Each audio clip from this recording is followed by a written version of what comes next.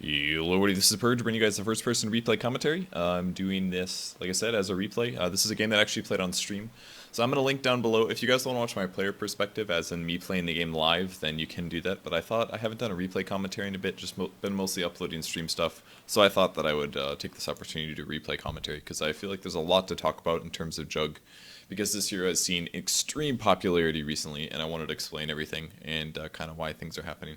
Plus, I was on Skype with Jaw during the game, so we talked a little bit more about what the game that was going on, and a lot less about the hero and things like that. So I haven't directly talked to you guys in a bit on YouTube, at least. Sorry, I haven't streamed too much the last couple days. What I've been up to is rewriting my Welcome to Dota You Suck guide. I'm about, I think, 7 pages in. Let me just look at it really quick. I've been working on it pretty much every day a little bit. I'm up to 6 pages. So I have 6 full pages, that's single spaced right now. I think when I originally wrote the guide, it was about 12 or 13 pages long, and I think this one's going to be longer because I'm going into more detail, but hopefully not too much detail. So from here on out, it's mostly just bang out whatever's left over, because I covered... it's a lot of the problems with writing a Dota guide comes down to how you format it. It's like, you can talk, I could write pages about every single subject, but you don't want to do that, and it's all about, if you're introducing it to a brand new person, where do you start and how much do you explain as you explain it? So it's kind of confusing to write it sometimes, but I'm getting through it. It's going to be done hopefully within 2 weeks. Silencer. And that should be good. So I've basically been working on that and a lot of other business stuff behind the scenes. And things that I can't tell you about right now until later. So pretty excited about how the future's going to go. Also, I'm going to see my family in about a week and a half. So I'm trying to get all this stuff done in the next week or two, and it kind of is requiring me to focus a lot on not playing and not streaming. And unfortunately, at least I've been able to upload from streams and stuff like that. I might stream tomorrow. I'll probably stream a little bit more this coming week. Definitely will. And hopefully we'll be all caught up soon on things like that. So we can fast forward this a little bit. Let's speed this up. Again, if you want to watch the replay, or sorry, the live game, then you can do that. Just click in the drop-down box below and I'll link you to a Twitch VOD where you can watch that. If you guys can't go on Twitch for whatever reason, then that's too bad, I guess. So I'm not going to upload it individually to YouTube. Hopefully I don't have too much trouble with uploading this VOD, because I've been having some trouble with my ISP. For some reason, YouTube uploads were stupidly slow, like in the kilobit speed. Something terrible like that, even though I have like a stupidly high download, or my upload is like 30 megs per second or something like that, and it was taking like 10 hours to upload a YouTube video. The ISP says, oh, it's not me, and I tried using a proxy, and a proxy, and then it worked, but then the proxy is pretty slow, because then I'm sending the internet to somewhere else to send it to, or the data to somewhere else to send it to YouTube, which is kind of stupid. So hopefully this comes up sometime in the next couple hours. Hopefully it doesn't take too long for me to upload it. If not, I have a couple of things I can try. Okay, let's talk about the game. Juggernaut as a hero is really powerful right now. He's basically been buffed non-stop for a very long time. For the longest time, the reason that Juggernaut wasn't popular was because his ultimate was seen as very easily counterable. You buy a Ghost Scepter, sometimes you get Force Staffs, you have here things like Disruption, Astral Imprisonment, you can get a Yule Scepter to Yules yourself. There's so many ways to counter Juggernaut from Omni-Slashing you. And that's true. And those options still exist, although Omni-Slash has been buffed in a few ways. Number one, you can use spells while you're or you can use items while you're Omni-Slashing, like Blink Dagger or Diffusal Blade. So many Ghost Scepters, you can Diffusal Blade them while you're Omni-Slashing them. In the past, if you were Omni-Slashing and you hit a goat... Oh, I remember this. This is pretty funny.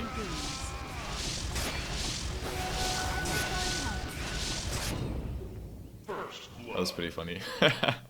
They wanted the runes so bad, so I was like, I'll just spin on you guys, and it does 80 damage per second for 5 seconds. It's actually a 400 magic nuke, so I did 400 magic damage to 2 heroes, and we frostbit from the high ground. It was hilarious. Anyways, in the past, when you'd Omni-Slash somebody with the Ghost Scepter, as soon as your Omni-Slash hit somebody with the Ghost Scepter, it would just stop. So it was like, if anybody had a Ghost Scepter, Omni-Slash was just worthless. And now it just counts hits. Same goes for Yules, I believe. Even if the target is invulnerable, it still counts as hitting, basically.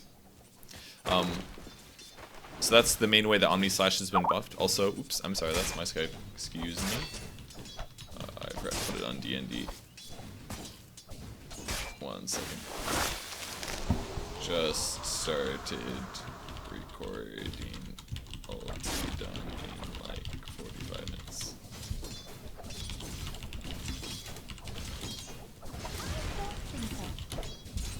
Okay, sorry about that. My fault. Okay. So, Omni Slash was buffed pretty heavily. Other ways that it's been buffed is people started seeing the legitimacy of Aghanim Scepter as a build. So once in a while we'd see Juggernaut picks in push lineups because this healing ward is really good at healing heroes and creeps and things like that. Really good at pushing, and Juggernaut's actually really strong early. Again, there's ways to deal with Omni Slash, but he has an ultimate that can solo kill, that can do a lot of burst damage. It's basically, if you want to be good in the early game, all you should need is experience to do things and to kill heroes. And Juggernaut allows you to do that. He's got Blade Spin or Blade Fury to spin to do magic damage, and he's got Omni Slash to hopefully kill people, and he had Healing Ward to heal up your allies as you're pushing. So in some push strats, I mean, for example, Navi picked Juggernaut at TI3. Was it TI3 or TI2? I'm thinking TI2. They picked him at TI2. They picked him at TI2 versus the IG draft because they wanted to have something that made you magic immune after Naga Sleep. And they used him there. And they maxed out Blade Fury and they maxed out Healing Ward. But since then, he's really a rare pick. But so basically he's been getting buffs and buffs and buffs and buffs. And the most significant buff is, it's a halfway a playstyle and halfway it's a buff reason. So I'm gonna metagame the shit out of this VOD. I hope you guys are ready for that, because that's all I'm gonna talk about. Because I love talking about the history of this stuff in through crafting. So it's half a build development, aka somebody invented a build that was good, and half was his buffs. The buff part we'll talk about first is his third skill, actually. The skill that everybody overlooked for the longest time. They were like, Blade Dance, I don't want that shit. People would get stats over Blade Dance. They'd be like, I only need Blade Fury and Healing Ward and Omni Slash, that's it. But Blade Dance is now a very, very good crit. It's been buffed so much that at level 1, it has a 20% crit, or 20% chance to crit for double damage.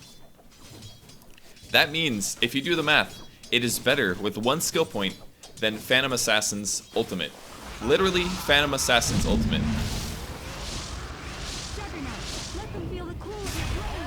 Phantom Assassin, the hero, whose ultimate is a crit. One level of this basic skill is better. It does more damage increase than one skill of Phantom Assassin. Isn't that ridiculous? That's how much this skill got buffed. Now, the scaling after you get 1 point is pretty shit. You only get 5 extra percentage, so if we do the math of that, that's like, it's basically like a 25% increase per skill point, which is really bad. But that first skill point is hyper value. It is really, really good. So the easiest way to calculate how much damage increase that is to multiply your percentage chance by the damage increase. So if we do that, one skill point of Blade Dance increases his damage by 20%, basically, because you're increasing your damage by 100%. It says 200, but 100 is your base. So it increases your damage by 100% for 20%, which means it is a 20% damage increase. It's very good. If you look at Phantom Assassins, it's, I think, 230% damage for 15%. So if you do the math on that, if you multiply 130 by 15%, it's less than what Blade Dance is. So Blade Dance is really good. That's the buff reason that Juggernaut has been improving. Not to mention all of the Omni Slash stuff that we were talking about, obviously. The Omni Slash buffs have been significant as well. Alright, the second way... Oh, I did this really bad. Jaw called missing really hard on this. They did get my healing ward here. I'm just gonna spin so that I can't get power shot. That was really close. That was a pretty big mess up. He called that the bottom was coming to kill me, and I wasn't paying attention. I also could have been on strength treads that whole time. And also, man, fighting a double damage hero is not a good idea. Okay, so the reason Juggernaut's better, buffs to Blade Dance. Healing Ward got some very, very minor... no, it really didn't get minor buffs. It got a movement speed buff. It used to be about 300, now it's about 450. It's really fast. It also got changed in terms of the max HP per second. Blade Fury, I believe, has pretty much been unchanged this whole time, to my knowledge. And Blade Dance is very buffed, and Omni Slash was moderately buffed, I would say. So all those buffs are the difference. Now, the thing that really made Juggernaut strong, and what really made him popular as a carry right now, is rather than building Aghanim Scepter first as Juggernaut to increase your teamfight ability, people started buying Mask of Madness. And the reason you buy Mask of Madness is because it increases your ability to DPS. We have a natural ability to do a ton of damage now. That's super value. And what people do now is they go this 1-1-1 build. They get one of each skill because it's pretty much all you need, especially with Blade Dance. You don't need more than one. Blade Fury is pretty darn good at level 1 skill point, and again also increases damage by, what is that, I think 25%, same scaling here. The only ability that kind of scales good for levels is Healing Ward, basically. But you can leave Blade Fury at 1. The cooldown is really high. That's one negative to it. I didn't think about that before. But Blade Dance is fine at 1, and you can get all these stat points. The stat points make up for your low mana pool, because your int gain is really bad on Jugg. 1.4 is bad. You have to compensate for that. And it also gives you HP, because your strength gain is just okay. So basically you get stats, you get one of every skill, it helps you DPS, and then you get Mask of Madness, because then you attack insanely fast. And the good part about Mask of Madness is you get lifesteal, you get movement speed, and you get attack speed. So if you get a poor man's shield and you have a high agility gain, which Jugg does, you have big armor, which means that if you're worried about physical damage, he's not actually taking too much damage if he does use Mask of Madness. So that part's pretty cool. I can open up the CS. So with Mask of Madness, you don't have to worry too much about getting killed, because your armor should be pretty high. And also, if you're worried about magic spells, all you have to do is press Blade Fury, because Blade Fury removes any negative buffs, and Mask of Madness counts as a negative buff, I guess. So what you can do is, if you want a Mask of Madness, you can do that to get extra damage, and as soon as you're worried about dying, you can Blade Fury. So the best interaction of this is between Mask of Madness and Omni Slash. The way Omni Slash works is, it does these automatic jumps here. I should have hit him first before I Omni Slash. That was a mistake. But it didn't matter. He wasn't even close to making that, so that was okay. But I should have hit first before I Omni Slash to get a little extra damage. Anyways, so what you do, the way Omni Slash works is it has these automatic jumps, 3, 6, 9. This is how many jumps it does physically. It does 202 to 225 damage per slash. That was buffed as well, by the way. I forgot about that. That damage per slash has been buffed. So Omni Slash does automatic they're physical damage, but it's like a spell kind of. It's not your hero attacking in some ways, even though it is. But it's basically like set damage and set jumps. Now, if your hero attacks fast enough, if your attack speed is high enough, you can regular attack in between those, which allows you to do things like crits and stuff like that. I'm pretty sure that's how that works. I think it's based on your attack, not based on the actual jumps.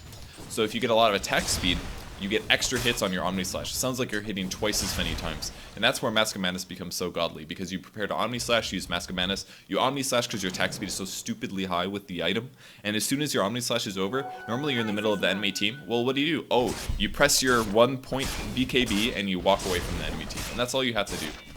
Like, essentially what Mask of Madness does is for 2,000 gold, in fact it's only 1,900 gold, you can slash, I believe, at least equal or more times than you could have with a Aghanim Scepter, a 4,100 gold item.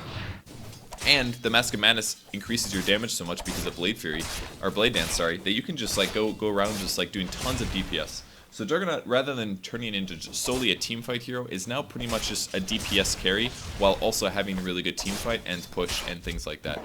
The hero got really buffed, basically, and he's a top pick in pubs. At least he has been for maybe about a month or so. Once people started realizing, he's already received a nerf since then. His Omni Slash cast range was reduced, and what was the other one? He got 2 nerfs. I can't remember what the other one was, so maybe I'll think of it later. So basically, Mask of Madness, really good, increases your damage. It also allows you to Roshan really easily if you want to. You can Roshan very fast, because again, you have crit, you'll have lifesteal, you'll attack stupidly fast, you have pretty high armor, so you can evade, you can survive just tanking the Roshan. So Mask of Madness basically has made Jugg OP, kind of. Now in terms of DAC, if you guys haven't been watching the DAC tournaments, the Dota Asia Championships, so it's kind of like a mini TI, it's going on in China right now. I've been watching some of the games, and Jugg's been picked a lot. Some of the games, they go builds like this. By the way, I did slightly different in the build here. I maxed out my healing ward actually before my other skills, because if I did show up to a team fight, I wanted it to be a little stronger. It is okay to show up for team fights sometimes. Did you see how I went da da da da 1 2 3 4? I hit 4 times there, if you heard it, and I might have hit an extra time if he didn't die. Rather than just hit 3 times, I hit at least 4. So using the Mask of Madness, not only did I get more movement speed to get in position, but I also got more damage on my Omni Slash. It's good to show up for fights like that sometimes. If nobody comes to my lane, that's fine. I can just show up and Omni Slash somebody. Don't be afraid to do that. It's not that bad. So we're ganking here. I mean, once in a while, ganking is not bad. I'm going to use Mask of Madness here. I'm just going to be right-clicking. Frostbite was perfect timing. The Invoker, if the Invoker would have gone invis a little faster, he actually would have survived there.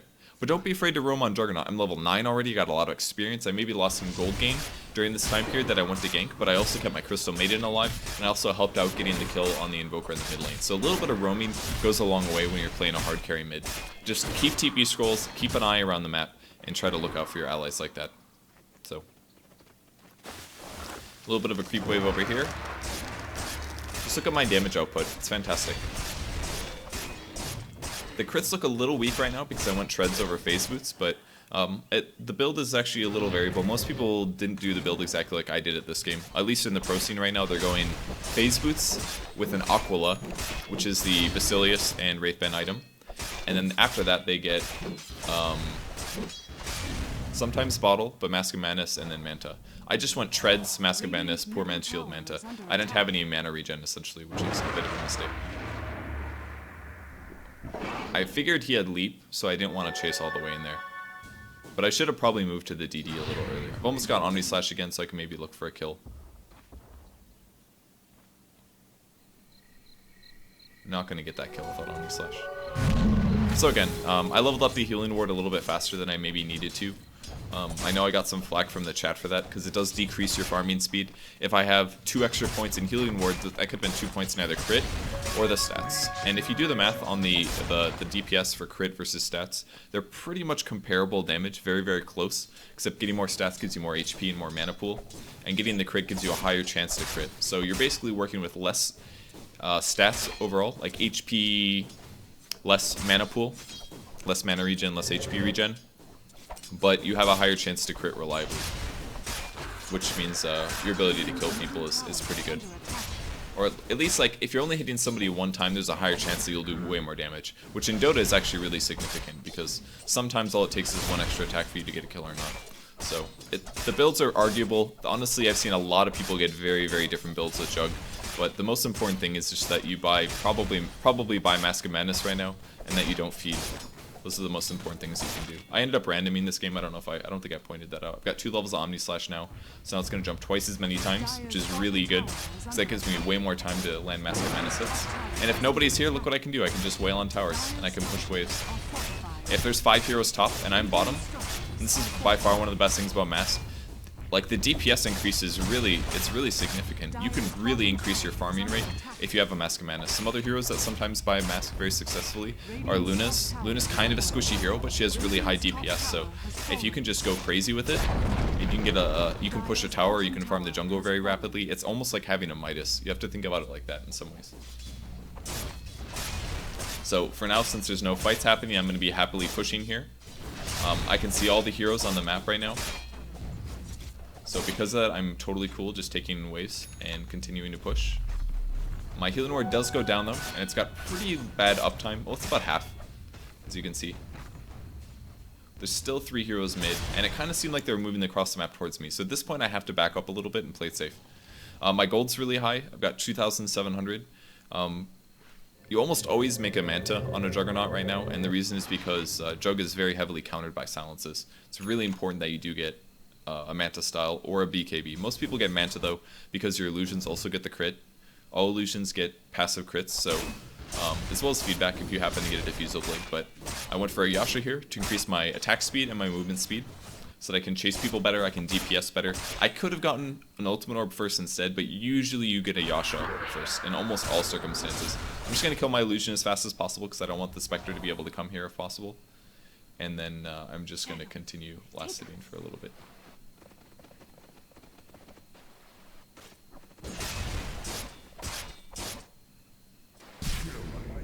So there's a little bit of fighting going on top, but I wasn't really sure if I wanted to show up. In the meantime, I was just gonna Mask of Bandits farm the jungle again. As soon as I see that it looks like I'm gonna be able to help out in a fight, I'm gonna go. And this is why I keep looking at the creep waves like this. So I'm like, if I can actually show up and make a difference, I'll definitely show up.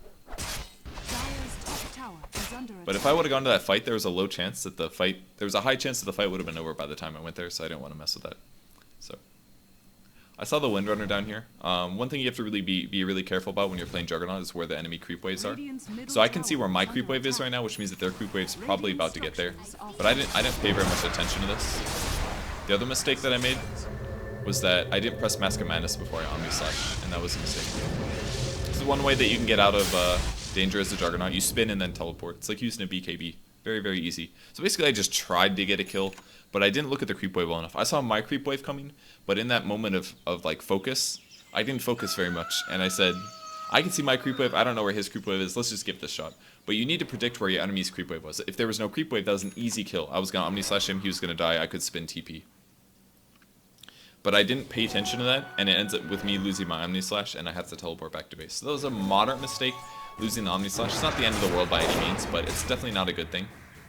I was really hoping that would get trapped there, because I felt like I could have gone for that kill. But he did not trap. So I'm going to be looking to go in here. You have to be a little careful. Luckily the... Oh, I couldn't believe that bounce. That was really... The Priest of the Moon wasn't paying attention with his illusions, otherwise he could have killed the healing ward a lot earlier. But a little bit of a skirmish mid, we got the Invoker and we lost the Axe. So at this point, we don't need 4 heroes to stand mid unless we're trying to take the tower. The tower is there, so we can push forward here, try to go for the tower. Got my ward in about 30 seconds. Dire's middle tower is under attack. Dire's structures are fortified. Gotta be a little careful here. If I had my Omni Slash, I could probably go on this, but I don't. Dire's middle tower is under attack. Their positioning is not very threatening. If the Windrunner and the Lich were a lot farther up, we could have gone for that, I think. Or at least I wouldn't have been able to come that far forward. That would have been okay trap, maybe.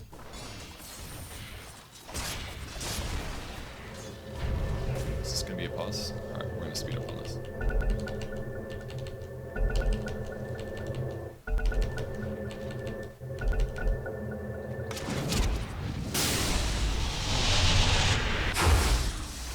Jaw's not the nicest pauser.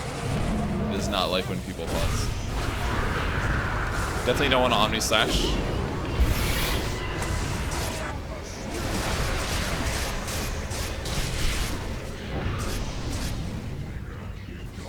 Omni Slash was pretty good, did a lot of damage to the Spectre.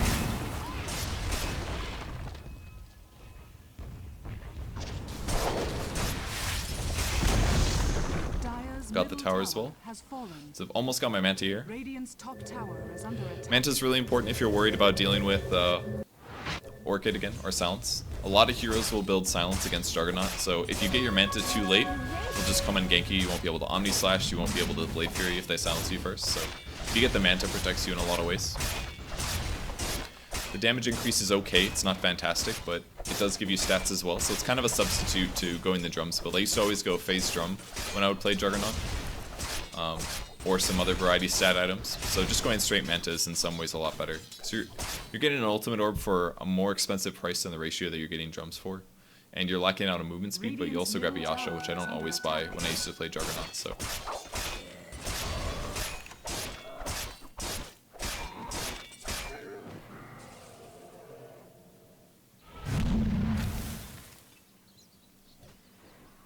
So just gonna back up whenever the cubes respawn.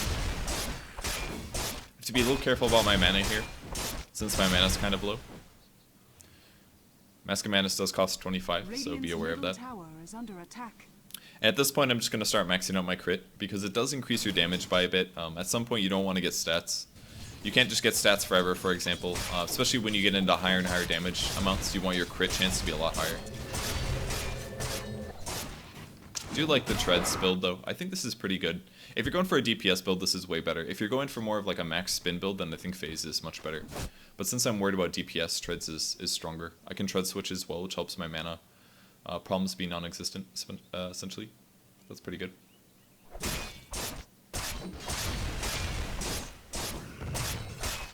Could have stacked this wave, or I could just kill it really fast. As you can see, I can clear a wave really quickly. It's the best thing about this build, is that you farm a lot faster since you're going DPS. That fight looked kind of over.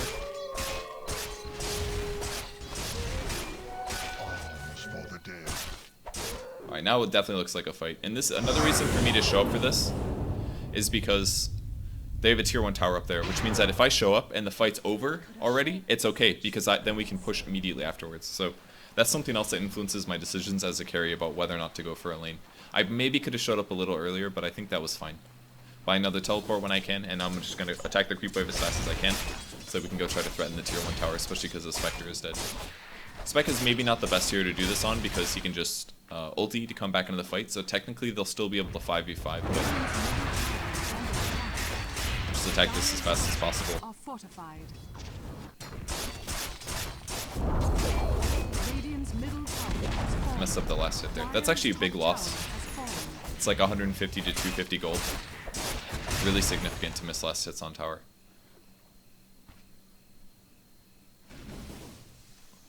We were smoking right here, which is why I backed off that creep wave for a little bit. I'm gonna try to catch somebody in the jungle since I had Omni Slash. Actually, I have all of our ultis except for all the bottom ulti too.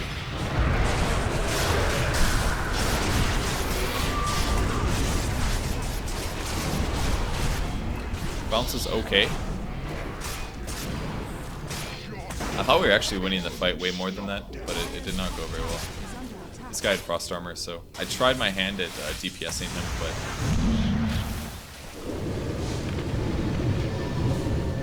oh, it was actually the Spectre passive that killed me there. I think I would have made it if I would have TP'd a little earlier or moved farther away when I TP'd, because the way that Spectre's third skill works is as he takes damage, it does damage depending on the distance, and I was a little too close to the dispersion, so it put my HP low enough where the urn finished me off. So if I would have lived there, that would have been pretty good because I got the Windrunner kill, but as a whole, that wasn't a good fight. It would have gone okay if we had Silencer ulti, but we already used Silencer ulti, so it's maybe a bit of a mistake to go for that, but I bet they had a warder. Let's check their vision.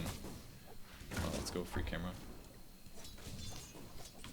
I guess they... oh, I see a ward here, but I think it's Radiant. Yeah. See. They actually didn't have a ward. I guess they just thought that we would be over there, so they were looking to see if they could get a pick, and they found us. We walked right into it. So, a little unfortunate for us that we died, but I'm still doing pretty good.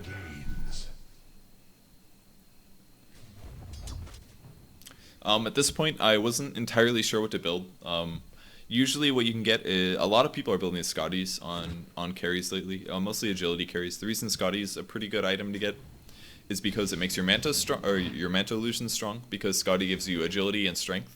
Strength giving you HP, and agility giving you your illusions damage. So Scotty is pretty good at making your illusions fairly strong.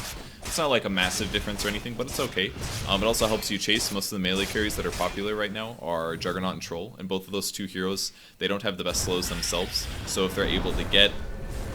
oh yeah, this is like a super dive. I couldn't believe that they were dived so far. Alright, they know I'm in here now. This is really dangerous.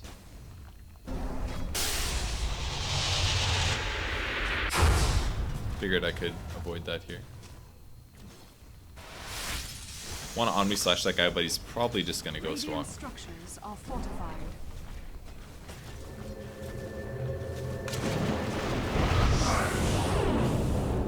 I actually could have Omni Slash. Oh, maybe not.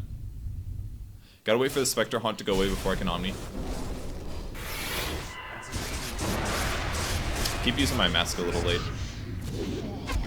I should have spun there too. So that was a really big mistake by me. I could have protected against that in two ways. I mean, I did kill the Lich, which prevented him from chain frosting.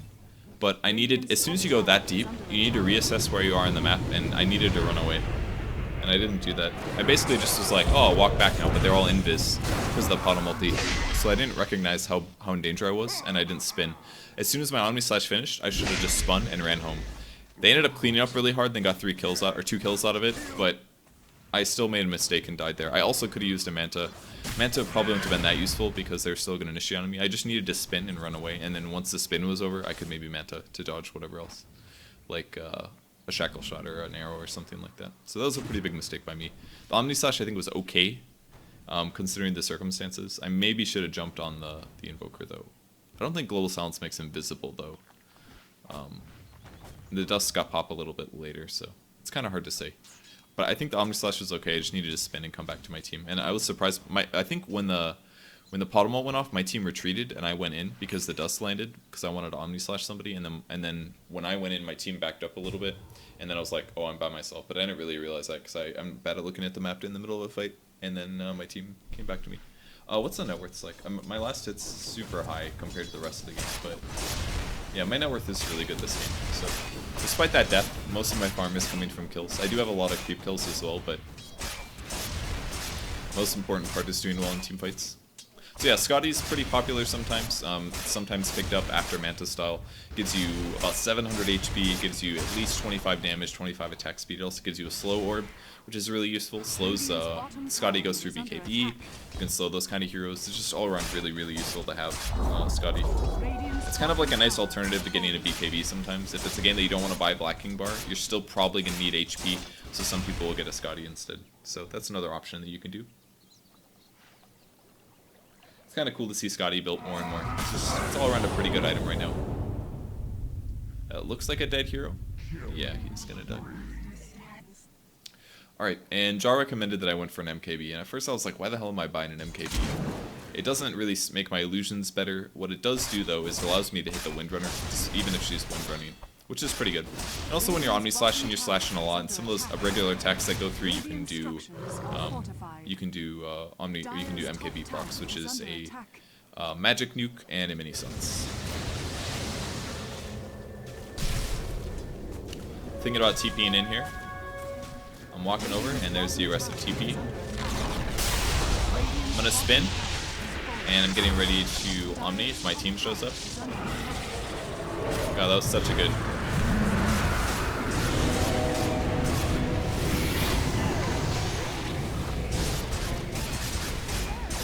I got so lucky there. I have a healing ward here, so I'm just gonna... I'm not even controlling my hero at this point. I'm actually just microing the healing ward. I want it to heal the silencer and everybody else, and in the meantime, my hero just right-clicks Spectre. This is basically the issue with Spectre, at least in this build. He went a very different build. He went Treads, Blade Mail, and a Bit Booster. And he kind of had to do this because it helped him reflect a lot of damage, because he didn't really have the space to farm a Radiance this game. I think he had some trouble in the offlane. I think our dual offlane did really well at first, and they kind of sucked later. But I think what happened was they shut him down pretty hard, so he felt like he had to go for tankiness of the Blade Mail, which is sometimes the right choice. But the problem with that build is that you have very little chase. You're pretty much at the mercy of your opponents and what they decide to do.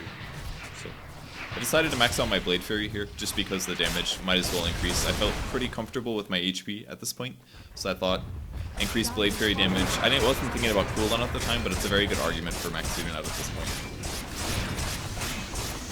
And I'm just going to wail on the tower here.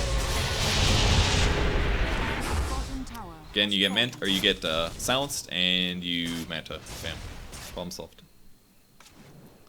And there's MKB, so that'll give me a lot more right-click DPS. I also, another thing that I'd like to talk about, when the Axe got that beautiful triple call, I could have maybe Omni-Slashed that, but as soon as the Spectre haunts, I'm like, I don't want to Omni-Slash, because as soon as Spectre haunts, there's a bunch of really low-duration illusion heroes that could just tank my Omni-Slash and make it really bad. It's better to save it, at least until after Haunt is gone, in my opinion, but Haunt's pretty good at interrupting the Omni-Slash. It's pretty good for that. It's, at least if it's a big 5v5 team fight or something like that. So I didn't want to Omni-Slash there, I just wanted to run in and DPS, and then once they were unstunned, I could focus on using Manta or Omni-Slashing where I'm safe. Because if they're not going to attack me, I might as well just hit them with my sword. I don't have to use my big, like, safe cooldowns. Because when you're Omni-Slashing, you're invulnerable, so it's a little... I think I could have hesitated a little bit less watching the video this time. It seemed like I waited a bit to go in there. Maybe I should have predicted the Axe going in, and I would have moved in to go for it or something, but... I think I was slightly hesitant, but it was still okay, because I did a lot of DPS. We killed the Invoker pretty fast. I didn't have to Omni-Slash him, and I was able to save the Omni-Slash for another important core, which is the Windrunner. And luckily, the Potom attacked right when my Omni-Slash is looking for new targets, so I got 2 kills with the Omni-Slash, when I should have just gotten 1. So I got kind of lucky there with that. So Invoker only has Orchid at this point. I've got Mask of Madness, I have Manta, and I have MKB. My net worth is stupidly stupidly above everybody else's. Trying to run past the creeps here.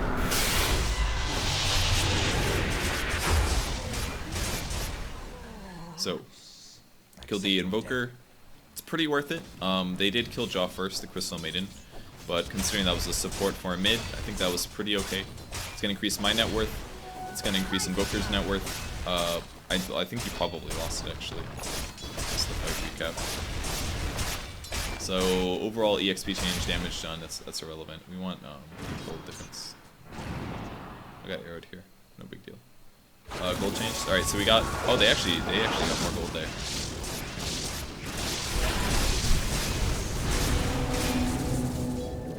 Got all ganked here. Sorry that the thing was in the way the whole time. Basically, got arrowed, and I was really surprised they followed up on that. Anyway, so if you look at this, we actually lost. They got more gold gain than us, but my gold went up, and Spectre's gold went up. Interesting. So I guess that was okay for them. The XP change was about equal. Yeah. All right. So I guess that was bad, because our guy died a little bit first, but I think Jaw just maybe went a little early. No, he had to chase after though. That was the only way we were gonna get that. So I don't know. That was a little weird. Anyways, Sanjin Yasha is sometimes purchased on Juggernaut as well. You don't have to go Manta style. Sanjin Yasha is pretty good because it gives you HP, which you need, gives you movement speed, gives you agility for attack speed and damage and all that stuff. And the maim is kind of useful. You can maim while you're Omni slashing, for example, slow him down a bit so that afterwards you can chase him. It's okay.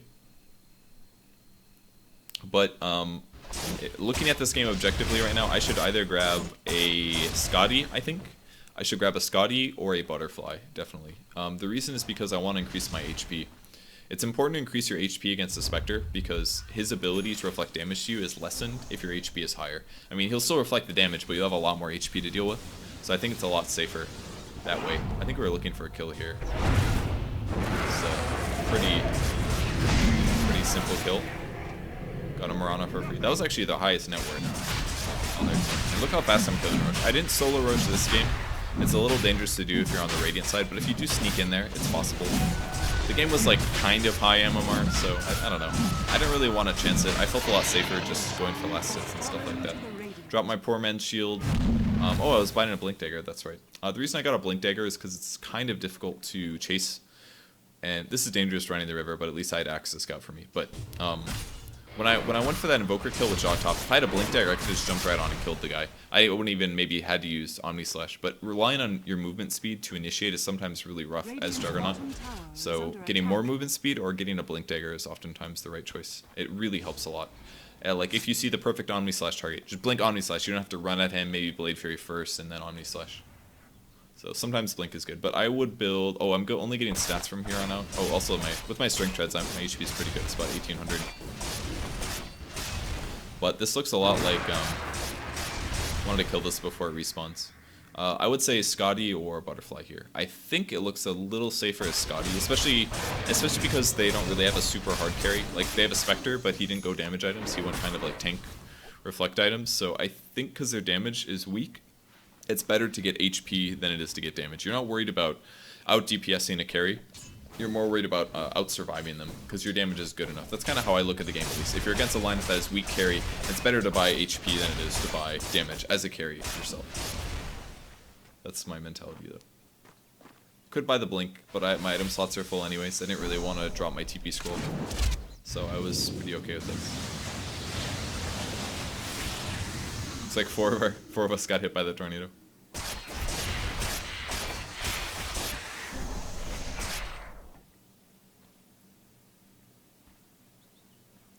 So I'm just going to sit back. I'm not too worried about dying since I have Aegis. I'm level 20, so I'm really highly leveled. Look at my agility gain. It's got 80. So good. Again, if I'm worried about EMP, I can just spin. One of the nice parts about Juggernaut. That was weird. Yeah, it kind of felt like he left. His Axe doing aggressive things. That was probably really loud when I just done my thing. Sorry about that. A little bit of Cold Snap. And Silence, gonna drop the healing ward at this point. We'll get healed back up and we should be able to just hit the tower. We did lose Axe BKB, which is a little unfortunate. But I'm still pretty comfortable hitting the tower due to my Aegis. And even healing up these creeps is pretty easy.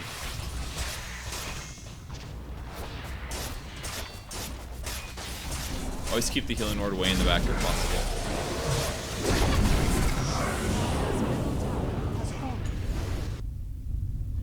Got the best jump ever. Wasn't that insane? Wasn't really sure which one of these is real. Always drag the Chain Frost away if you can. This guy actually did it. Like, isn't that impressive how much damage that guy just did to us? With the Blade Mail and the Refraction. It's insane. It does a lot of damage. If people focus, and that's why he finished his heart. He's like, if they focus me, it actually does a lot. It really does. But it's only if everybody's really close. It does more damage if you're close by. I think I maybe had Mask of Madness on during that as well. I'm not sure though. So dying there to the Spectre was bad. It wasn't the worst thing, but it was definitely not good. Just trying to keep the healing ward back. As long as we're healing through the Desolate, or the Dispersion, it's okay. Just lost the heal effect. Could, oh no, I don't have Omni Slash. And that's a lot of TP, so we're just gonna ditch him now.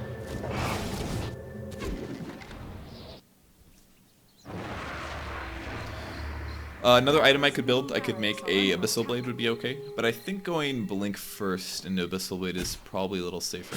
Abyssal Blade's good because you can stun people. No, it still makes Scotty, I don't know. I think Scotty's still a better hero Butterfly. I think I built a Butterfly though. What did I make? Looks like I'm building a Butterfly. Butterfly's good, because then the Potom won't be able to hit me. I think Potom doesn't have... Yeah, Potom went Maelstrom with the Manta. None of them are even close to having something like an MKB. And they don't really have any heroes that normally build MKB. So if I do get evasion, it's going to make it very, very, very hard for them to kill me. So there's the Butterfly, I think. Or at least I'm queuing it up.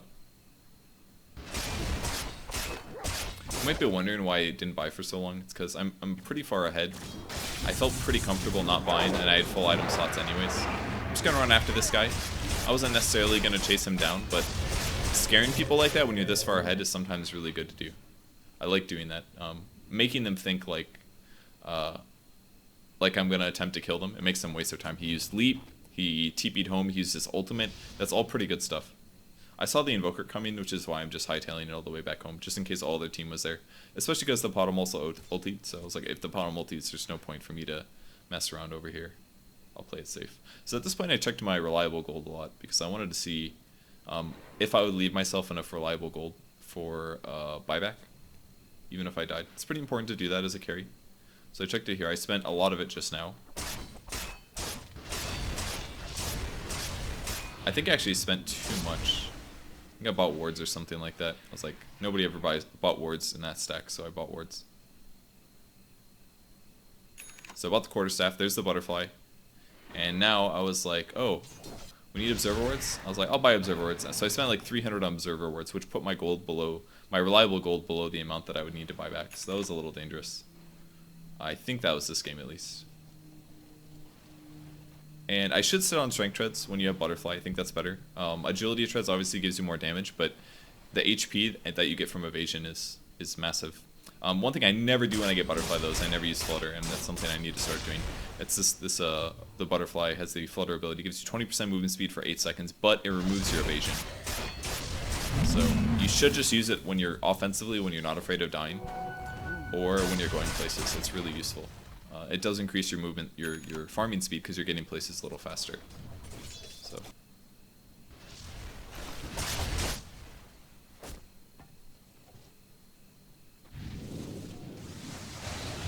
Man, we're like really far ahead this game. 15k advantage. Could go for a attempted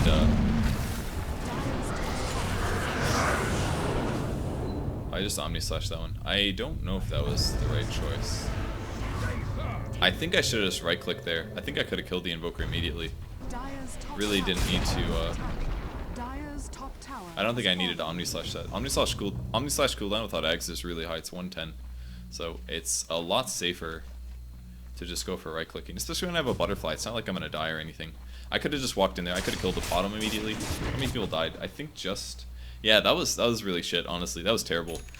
Those two core heroes that were stunned for 3 seconds, I could have just walked in Mass Commandist and probably done pretty equivalent damage, me right-clicking, as Omni Slash. Because as soon as all the illusions, and as soon as the creep wave aggroed over, then my Omni Slash was hitting Spectre illusions, it was hitting creeps, it was hitting a lot of bad stuff. So that was really bad to use my ultimate there.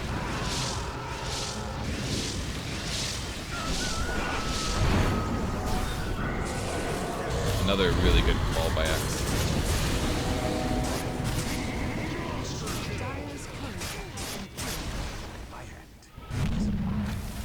Potom's doing pretty good. Got a killing spree. So me versus the Spectre is not that scary. I just have to run away from him. Again, he doesn't have a defusal or anything like that, but I also don't want to let him get away. have Monkey King Bar for that. Look at that damage. Oh, it was insane damage. I attacked so fast. I don't know if that was... I think that was with Mask of Madness, because I used the Mask of Madness initially to run away from him. I had to be a little careful. I just wanted to wait until he got low enough that I could drop my healing ward, and then... pretty simple, just right-clicking him down. Dire structures are fortified.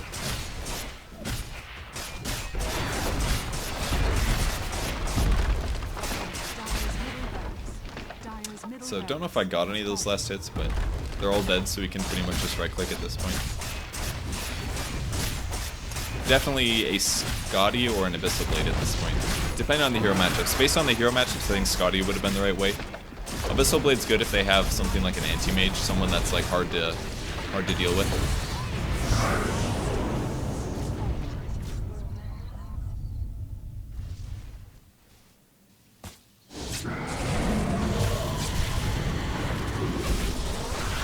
I tried to Omni Slash there.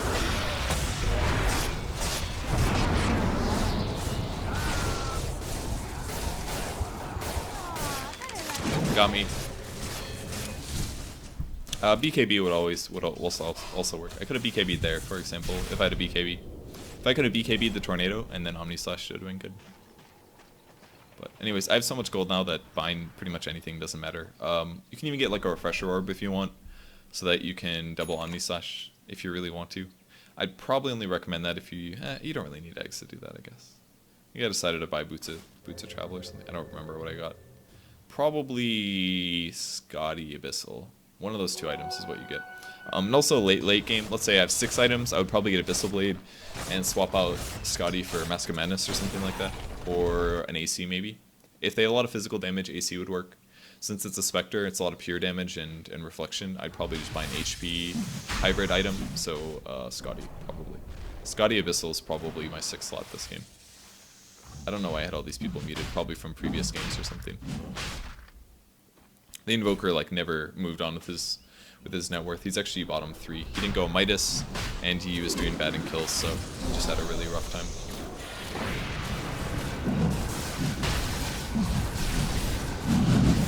Appears to be a dying Roshan. Roshan has And there it fallen is. So to the Spectre's got it. dark. I figured my poor man's shield was still in there. It's actually a lot of gold, 275 gold. It's pretty massive. If you can sell a poor man's shield or bring the courier to it, you definitely should. It's like getting a hero kill, basically. I got a Basher here, it looks like. Went for an Abyssal Blade. I don't know, I didn't think about Scotty while I played the game. While I'm watching it, I thought about Scotty ever since the, around the Monkey King Bar part, but I don't know why I didn't think about it then. 700 HP is huge. Especially because HP that you get synergizes so perfectly with your second skill, with your healing ward. I don't know, my icon changed there. The more HP you get, the more HP your healing ward does per second. So it's really good to get a little bit of HP on Juggernaut. Alright, somebody blocked obviously with a ward. If we take a look at it. Yeah, I won't do that. I can't do that player perspective easy. It's not that important. Bounty Rune, because everybody should sprint across the map for Bounty Runes as soon as you see him. Yeah, he basically just has Blade Mail and Heart. It's not going to be enough to deal with me. Can get another stat level. Pretty close to Abyssal Blade. You can Abyssal Blade while you're Omni Slashing. You can Bash while you're Omni Slashing. A quick tip about Blade Fury, your first skill, by the way. When you spin with Blade Fury, it sounds like you can attack stuff, but it's not entirely true. The only things you can attack are other magic immune units, which counts for buildings. So if you ever want to kill a building and you're worried about getting stunned, and there's another hero there, you can spin and attack the building. You can't spin and attack a hero unless they're magic immune. Another way you can do it though is you can spin and you can attack with like a Mjolnir. If you have a Mjolnir and you're attacking somebody, then you can proc lightning. So that's one way to do damage while you're Blade Furying. But it's not full damage. You're just getting the lightning splash, so it doesn't exactly work like that. So there's my extra gold. I felt like we were so far ahead that there was no way we could lose this. So I was like, screw it, I'm gonna buy out, and I got an Abyssal Blade. So Abyssal Blade, Abyssal Blade actually does give you HP. It gives you 10 strength. That's 190 HP. It's not that bad. It's a really expensive item, and it's a really good item. I never did end up buying Blink. Huh? I thought about buying Blink, but I never did. Never used Flutter the whole game either. Never used Flutter. I just don't play carry enough, and I don't buy butterflies enough. I think not quite used to it. But these items are really solid. My hero has massive DPS potential with the items that I'm carrying here. I know his job is really farmed at this point. Look at that. He's got more farm than the Spectre does. I think it's because he bought I was trying to think how he did this. I think it's because he got a Yule Scepter, which gave him a lot more mana regen, so pretty much he just constantly casted while he was jungling. While he jungled across the map, so he was really active getting farm. I never buy a Yules when I play Crystal Maiden. If I'm playing against like a Jugg, I'll usually go Ghost Scepter, but maybe in the future I'll have to get a Yules instead. I don't know. Yules has a lot more offensive capability, and it's also very good for the mana regen aspect. If you are worried about jungling, then it's a good way to do it. I mean, CM's Aura does give her a lot of mana, but it doesn't give her enough where you can just jungle forever and never worry about mana problems. The Yules it does solve that issue a bit. So, just waiting for an Omni Slash. Basically, I'm going to sit slightly outside the radius since I am invisible here. I'm also going to look for a kill. Well, I was going to.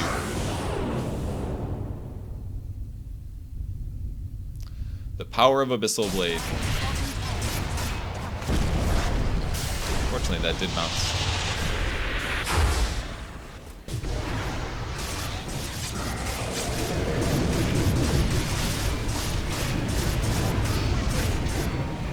So we took a ton of damage from Spectre just now. That was actually insane.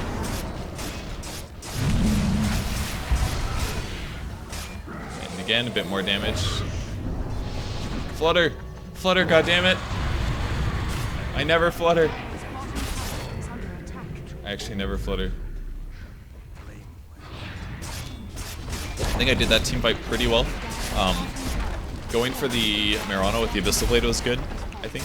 Lock him down, just right click him until he dies, and then after my Omni Slash, no, that was before my Omni Slash. Then it was too close to them. I should have spun dodged maybe the Shackle again. I just kept getting nailed by Shackles. Really needed to not get nailed by Shackles.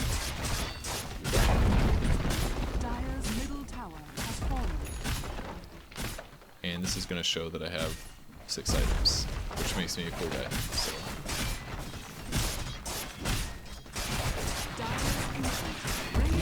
So that's Juggernaut. That's why he's strong.